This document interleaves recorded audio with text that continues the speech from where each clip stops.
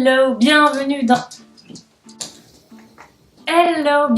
dans cette nouvelle vidéo et bienvenue dans cette nouvelle année. J'espère que comme moi vous n'avez pris aucune bonne résolution puisque je ne les tiens jamais. Continue ici présente va devoir faire un petit régime parce qu'elle est énorme. J'ai décidé de commencer cette année avec plein de nouveautés et plein de choses super tendances puisque je vais vous parler de livres historiques.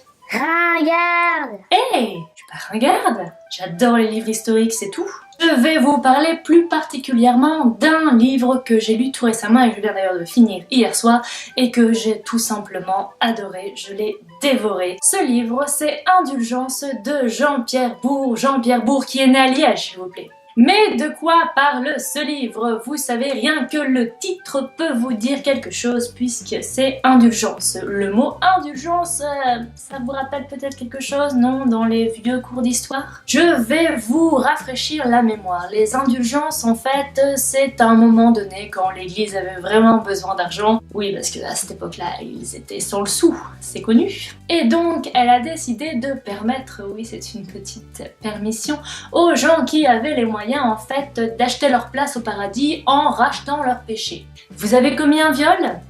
Pas de souci, donnez-nous de l'argent et vous aurez votre place au paradis. Oui, c'est le titre du livre, mais ce n'est pas vraiment l'histoire principale. En fait, on suit deux personnages, deux femmes, à deux années différentes. La première, en fait, c'est Eva Matisse, qu'on suit en 1500. Cette dernière est accusée de sorcellerie, donc évidemment, simulacre de procès. Oui, parce que une femme indépendante qui aide finalement les pauvres à avoir un peu de justice, ça n'est pas forcément bien vu. C'est forcément une sorcière qui va sur son balai tous les vendredis soirs au sabbat et qui copule avec le diable. Et les histoires s'entrecroisent et la deuxième personne qu'on va suivre, c'est Margaret. Enfin, je ne sais pas exactement comment ça se dit puisque c'est écrit en allemand. Margaret, tout ce que je sais, c'est que son surnom c'est Gretchen. Margaret, Gretchen...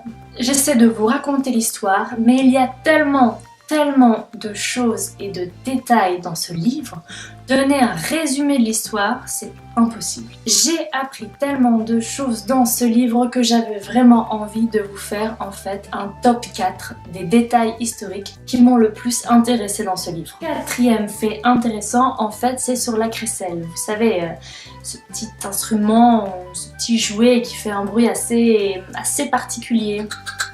Voilà,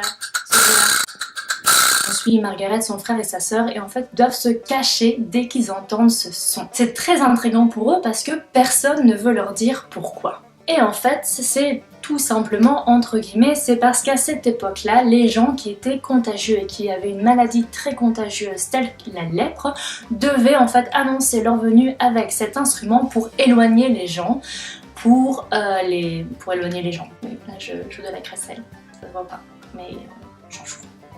Troisième fait intéressant, c'est sur l'utilisation des plantes pour se soigner. Dans le livre, en fait, on suit une sage-femme et donc elle va avoir besoin des plantes pour, par exemple, diminuer la douleur de l'accouchement. Je ne suis pas sûre que l'effet soit le même et il y a aussi, en fait, des onguents pour les parties intimes.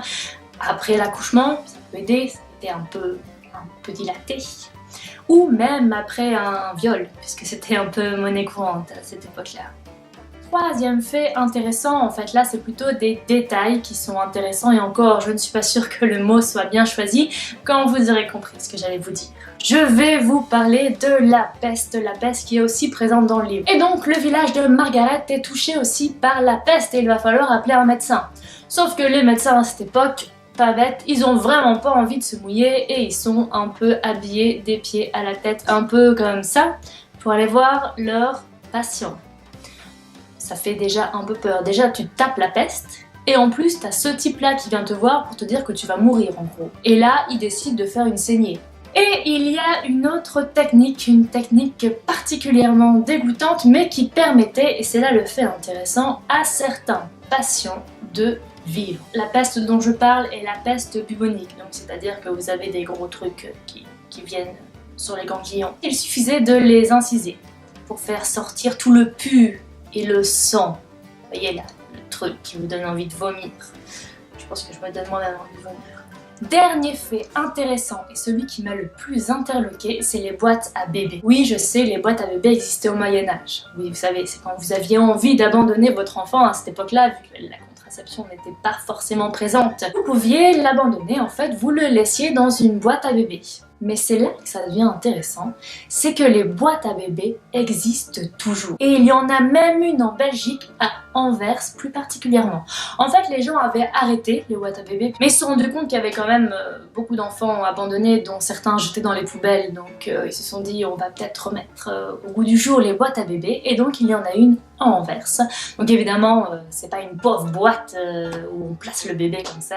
Un petit confort pour le bébé avec une petite couverture et un petit coussin. Ce qui est un bon point, comme ça si jamais j'ai envie d'abandonner un enfant un jour, je le mettrai dans la boîte à bébé d'Anvers. Non, je déconne, si je veux abandonner mon enfant, je le donne à ma mère. Hein. Cette vidéo est maintenant terminée. Si elle vous a plu, faites comme en 2016, likez-la, partagez-la, commentez-la et n'hésitez aussi surtout pas à vous abonner à ma chaîne. Je vous laisse ici, je vous souhaite une excellente semaine et je vous dis à la semaine prochaine. Ciao!